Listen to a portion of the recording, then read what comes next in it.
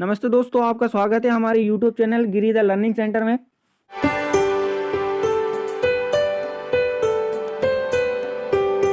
हम solar system से संबंधित प्रश्नों को कंप्लीट करने जा रहे हैं। ये प्रश्न आपके सभी एग्जाम के लिए बहुत ज़्यादा महत्वपूर्ण है।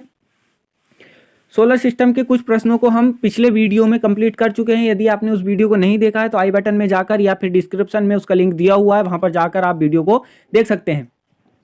हमने 20 क्वेश्चन पहले कंप्लीट कर लिए हैं पहली वीडियो में, यह पार्ट 2 है। तो यहाँ से 21वें क्वेश्चन की तरफ अपन चलते। निम्नलिखित में से किस एक को भोर के तारे के नाम से जाना जाता है? दोस्तों, भोर के तारे के नाम से किस ग्रह को जाना जाता है? भोर के, मैं आपको बता दूं कि भोर के तारे को संध्या का तारा भी कहा जाता है। संध्या का तारा या सुबह का तारा कहा जाता है। दोस्तों, इसका सही आंसर आ जाएगा ऑप्शन बी, शुक्र को भोर का तारा या संध्या का तारा कहा जाता है, क्योंकि पृथ्वी से देखने पर चंद्रमा के बाद सबसे ज्यादा चमकने वाला ग्रह शुक्र ही होता है। यह सूर्योदय से पहले और सूर्योदय के बाद कुछ मिनटों के लिए बहुत ज्यादा चमकीला होता है, इसलिए इसे भोर का तारा कहा जाता है। चलिए नेक्स्ट क्वेश्चन की तरफ चलते हैं। सुपरनोवा क्या है? सुपरनोवा के बारे में बताना है दोस्तों। सुपरनोवा क्या है तो मैं आपको बता दूं दोस्तों, सुपरनोवा क्या है? बड़ा विस्फोटक जो एक स्टार के जीवन चक्र में अंत में होता है। यह विस्फोटक बहुत बड़ा होता है और यह जब स्टार का लाइफ टाइम की एंडिंग होती है उस टाइम पर ये होता है दोस्तों। तो इसका सही आंसर आ जाएगा ऑप्शन डी, एक मृतकाय तारा होता है। एक मृतकाय तारा होता है सुपरनोवा। और मैं आपको बता दूं, जोहान्स कैल्बर्ट के अनुसार 1604 दोस्तों, 1604 में सुपरनोवा हुआ था, जो दिन के दौरान 1 महीने तक दिखाई दिया था। दिन के दौरान 1 महीने तक दिखाई दिया था। और पहले भी सुपरनोवा बहुत बार हुए हैं, जैसे 185 ईसा पूर्व हुआ था। 185 ईसा पूर्व हुआ था। चीनी वैज्ञानिकों ने बताया था यह 8 महीने तक दिखाई दिया था। दोस्तों, जब सुपरनोवा बनता है तो हमें ऐसा दिखाई देता है जैसे कोई नया तारा बना है, लेकिन वो सुपरनोवा बहुत ज़्यादा प्रकाश को उत्सर्जित करता है, जो सूर्य प्रकाश से कई ज़्यादा गुना होता है। चलिए अब अपन नेक्स्ट क्वेश्चन की तरफ चलते हैं। उत्तरी ध्रुव की खोज किसने की थी? दोस्तों, उत्तरी ध्रुव की खोज किसने की थी, इसके बारे में आपको बताना है। तो इसका सही आंसर आ जाएगा ऑप्शन ए, रॉबर्ट पियरी ने उत्तरी ध्रुव की खोज की थी दोस्तों। और अगर बात करें अपन दक्षिणी ध्रुव की, दक्षिणी ध्रुव की खोज किसने की थी, तो दोस्तों वो भी मैं आपको बता देता हूँ कि दक्षिणी ध्रुव की खोज किसने की थी। तो उसका सही आंसर आ जाएगा अमंडसन ने की थी। दक्षिणी ध्रुव की खोज अमंडसन ने की थी। चलिए नेक्स्ट क्वेश्चन की तरफ चलते हैं। साउथ पोल पहुंचने वाला प्रथम व्यक्ति कौन थे? साउथ पोल पहुंचने वाले प्रथम व्यक्ति कौन थे? देखिए दोस्तों, साउथ पोल पहुंचने वाले प्रथम व्यक्ति का नाम आपको बताना है। तो इसका सही आंसर आ जाएगा ऑप्शन डी, एडमंडसन प्रथम व्यक्ति थे साउथ पोल पर पहुंचने वाले।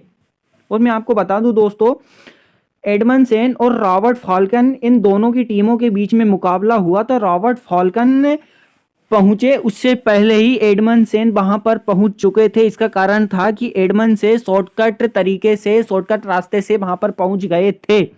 तो अभी तक उनका नाम ही चलता है पहले व्यक्ति जो साउथ पोल पहुंचे थे। चलिए नेक्स्ट क्वेश्चन की तरफ चलते हैं। दोस्तों, बताना है तारे पूर्व से पश्चिम की ओर किस कारण से ज्यादा दिखाई देते हैं? दोस्तों, इसका सही आंसर आ जाएगा कि पृथ्वी, ऑप्शन डी आ जाएगा, पृथ्वी पश्चिम से पूर्व की ओर घूमती है। तो बहुत सिंपल सा क्वेश्चन है कि पृथ्वी पश्चिम से पूर्व की ओर घूमती है। चलिए नेक्स्ट क्वेश्चन की तरफ चलते हैं। दोस्तों, बताना है किस ग्रह को नीला ग्रह कहा जाता है? किस ग्रह को नीला ग्रह कहते हैं? तो दोस्तों, आपको पता होगा कि पृथ्वी ग्रह नीला ग्रह माना जाता है। पृथ्वी का जो कलर होता है वह नीला होता है। दोस्तों, मैं आपको बताना चाहूंगा कि शनि ग्रह का कलर कैसा होता है? शनि ग्रह का कलर काला होता है। दोस्तों, मैं आपको बता दूं मंगल ग्रह का कलर लाल होता है। और शुक्र ग्रह कैसा होता है? चमकीला होता है शुक्र ग्रह। दोस्तों, चलिए अब हम नेक्स्ट क्वेश्चन की तरफ चलते हैं।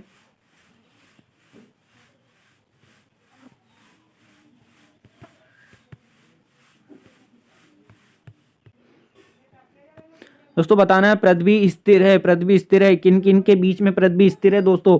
तो दोस्तों, इसका सही आंसर आ जाएगा ऑप्शन ए, शुक्र और मंगल के मध्य में पृथ्वी स्थिर है।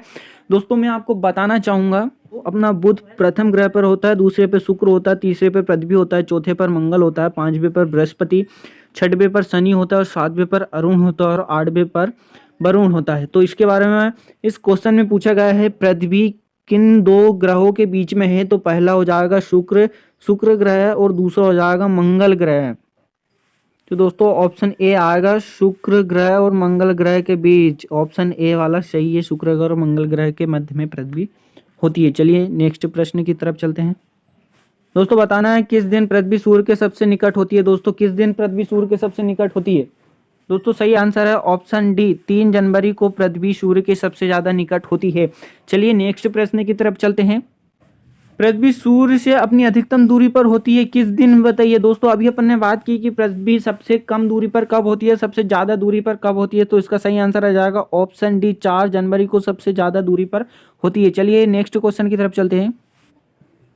नेक्स्ट क्वेश्चन है अपना, सूर्य से पृथ्वी की दूरी कितनी है? सूर्य और पृथ्वी के बीच की दूरी बताना दोस्तों कितनी है। तो इसका सही आंसर हो जाएगा ऑप्शन डी, 149.6 मिलियन किलोमीटर। दोस्तों इसका सही आंसर आ जाएगा ऑप्शन डी ऑप्शन सही आ जाएगा 149.6 मिलियन किलोमीटर या 14.96 करोड़ किलोमीटर दोस्तों। और मैं आपको बता दूं कि सूर्य से पृथ्वी तक सूर्य प्रकाश 8 मिनट 16.6 सेकेंड में पहुंचता है। यह भी इम्पोर्टेंट पॉइंट है कि 8 मिनट 16.6 सेकेंड में पहुंचता है। चलिए अगले प्रश्न की तरफ चलते हैं। जो है अपने अक्ष पर पृथ्वी एक चक्कर कितने समय में पूर्ण कर लेती है? दोस्तों इसका सही आंसर है ऑप्शन बी, 23 घंटे 56 मिनट 4 सेकेंड में पृथ्वी अपने अक्ष पर एक चक्कर पूर्ण कर लेती है दोस्तों। चलिए नेक्स्ट प्रश्न की तरफ चलते हैं।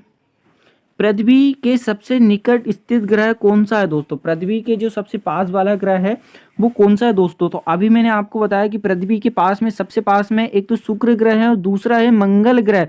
लेकिन इनमें से भी फिर आ जाता है कि सबसे पास कौन सा है। लेफ्ट साइड में शुक्र हो जाता है और राइट साइड में मंगल हो जाता है। तो दोस्तों इनमें से भी बताना है कि सबसे पास कौन सा है। तो मैं आपको बताना चाहूंगा दोस्तों, शुक्र ग्रह 26 मिलियन मील की दूरी पर है पृथ्वी से। दोस्तों यह दूरी जब शुक्र ग्रह पृथ्वी और सूर्य के बीच में होता है, सही से जब बीच में आता है वो दूरी है। मैं आपको बताना चाहूंगा शुक्र और पृथ्वी की मैक्सिमम दूरी कितनी है। तो वो है 160 मिलियन मील। 160 मिलियन मील है मैक्सिमम दूरी। यह चक्कर लगाती है जैसे, और यह एक चक्कर 584 दिनों में कंप्लीट कर लेती है। 584 दिन बाद फिर से 26 मिलियन मील की दूरी पर आ जाती है। अब बात करते हैं अपन मंगल ग्रह की। तो मंगल ग्रह की जो दूरी होती है वो पृथ्वी से 54.6 मिलियन मील की होती है। यह मिनिमम दूरी होती है। और मैक्सिमम की अगर अपन बात करें 401.3 मिलियन मील होती है, इसकी मैक्सिमम दूरी होती है। तो आप स्वयं बता सकते हो कि पृथ्वी के सबसे पास ग्रह कौन सा होता है। तो पृथ्वी के सबसे पास ग्रह होता है शुक्र ग्रह, सबसे पास होता है। पृथ्वी और शुक्र की दूरी कितनी होती है? 26 मिलियन मील की होती है दोस्तों। 26 मिलियन मील की दूरी होती है। चलिए नेक्स्ट प्रश्न की तरफ चलते हैं। निम्नलिखित में से कौन सा तारा पृथ्वी के सर्वाधिक समीप है? पृथ्वी के सर्वाधिक समीप है। अभी तक अपन ने बात की थी कि पृथ्वी के सबसे नजदीक कौन सा ग्रह है। अब तारे की बात करते हैं अपन दोस्तों। तो इसका सही आंसर आ जाएगा सूर्य। सूर्य एक तारा है जो पृथ्वी के सबसे पास में है। कितनी दूरी पर है? यह 149.66 मिलियन किलोमीटर की दूरी पर होता है। यही पृथ्वी के सबसे पास है। अगर अपन बात करें ध्रुव तारे की तो ध्रुव तारा 434 प्रकाश वर्ष की दूरी पर है दोस्तों। अगर अल्फा सेंचुरी की बात करें 4.367 प्रकाश वर्ष, यह भी प्रकाश वर्ष की दूरी पर है।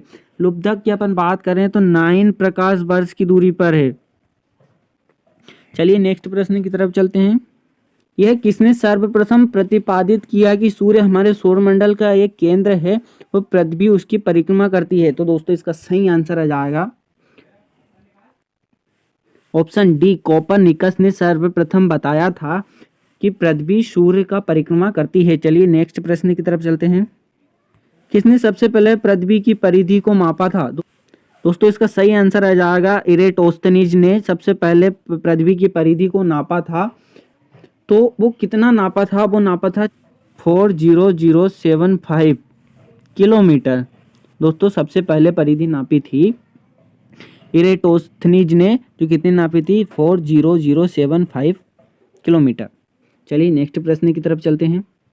और मैं आपको बता दूं दोस्तों कि इसकी डेंसिटी कितनी होती है? पृथ्वी की डेंसिटी होती है 5.51 ग्राम पर सेंटीमीटर स्क्वायर। और मैं आपको इसकी एज भी बताना चाहूँगा। इसकी एज कितनी होती है दोस्तों?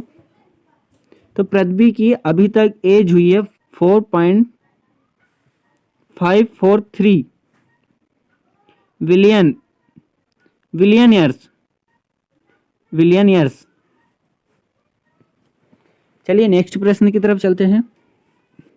पृथ्वी का ध्रुवीय व्यास उसके विषुवतीय व्यास से कितना कम होता है? दोस्तों विषुवतीय व्यास से ध्रुवीय व्यास कितना कम होता है यह बताना है दोस्तों। तो इसका सही आंसर आ जाएगा ऑप्शन बी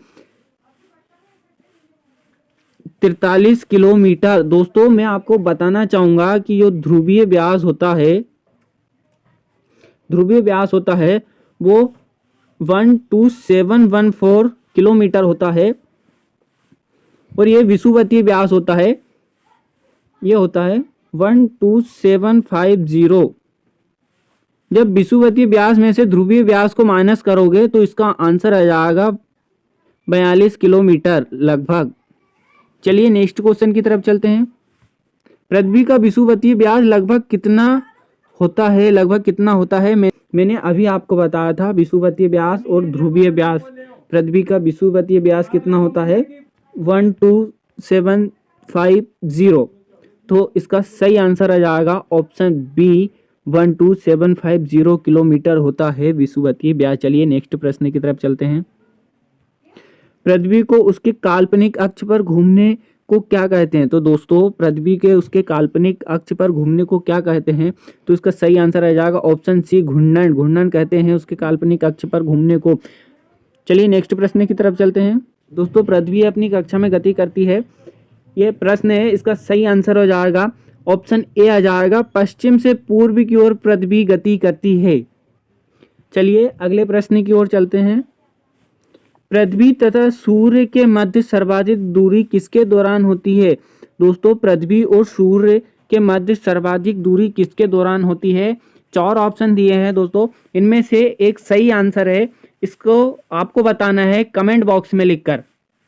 चलिए आज के लिए इतना ही, मिलते हैं अगली वीडियो में और महत्वपूर्ण सोलर सिस्टम से संबंधित प्रश्नों को लेकर। धन्यवाद।